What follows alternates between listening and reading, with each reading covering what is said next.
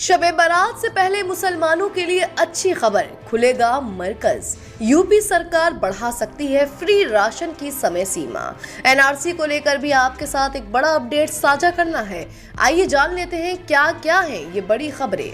Delhi high court ने शबे बारात पर्व के मद्देनजर 2 साल से बंद निजामुद्दीन मरकज में मस्जिद की 4 मंजिलों को फिर से खोलने की इजाजत बुधवार को दे दी है। इसके साथ ही मस्जिद में आने वालों की संख्या से भी पाबंदी हटा ली गई है। मार्च 2020 में कोविड-19 महामारी की पहली लहर के बीच तबलीगी जमात का आयोजन करने के चलते ये परिसर तब से ही बंद था। इस साल 15 मार्च को दिल्ली पुलिस ने शबे बारात पर्व के मद्देनजर दिल्ली वक्फ बोर्ड के आवेदन पर नमाज के लिए इमारत को फिर से खोलने की अनुमति दी थी। वक्फ बोर्ड के आवेदन पर अनुमति देते हुए थाना निजामुद्दीन एसएचओ ने कुछ शर्तें लगाई थी, जिनमें से एक में श्रद्धालुओं की संख्या को 100 से कम तक सीमित करना शामिल था। जस्टिस मनोज कुमार ओहरी ने श्रद्धालुओं की संख्या सीमित करने के पीछे के औचित्य पर सवाल उठाते हुए कहा कि ये किसका काम था? क्या कहीं लोगों की संख्या पर प्रतिबंध लगाया गया है? संख्या पर प्रतिबंध का आदेश कहां है? एक बार जब उन्होंने कह दिया कि कोविड प्रोटोकॉल बनाए रखें तो ठीक है, इसे श्रद्धालुओं की विवेक पर छोड़ देना चाहिए। अदालत ने बंगले वाली मस्जिद को फिर से खोलने के बोर्ड के आवेदन की अनुमति देते हुए पुलिस द्वारा लगाई गई कुछ शर्तों को भी संशोधित कर दिया है।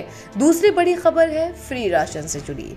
उत्तर प्रदेश के लोगों के लिए अच्छी खबर है। अब इस महीने के बाद भी जनता को फ्री में राशन मिल सकता है। योगी आदित्यनाथ सरकार गरीबों को फ्री में राशन देने की योजना को फिर से आगे बढ़ाने की तैयारी कर रही है।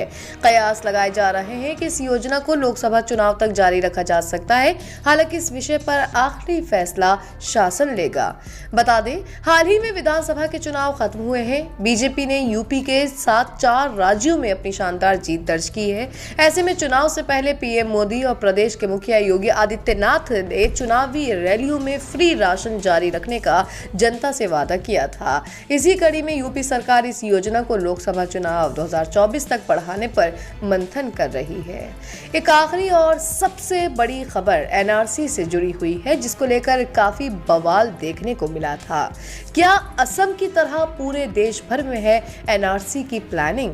केंद्र सरकार ने मंगलवार को संसद में सवाल का दिया जवाब। केंद्रीय मंत्री नित्यानंद रॉय ने मंगलवार को लोकसभा में कहा कि केंद्र ने अभी तक पूरे देश के लिए भारतीय नागरिकों का राष्ट्रीय रजिस्टर यानी एनआरसी तैयार करने का कोई निर्णय नहीं लिया है। एनआरसी असम पर पूछे गए सवाल का जवाब देते हुए रॉय ने कहा, माननीय सुप्रीम कोर्ट के निर्देश पर एनआरसी असम के लिए समावेशन की पूरक सूची और बहिष्करण की सूची 31 अगस्त 2019 को प्रकाशित की गई है। रॉय लोकसभा में तृणमूल कांग्रेस सांसद माला रॉय द्वारा उठाए गए एक सवाल का जवाब दे रहे थे।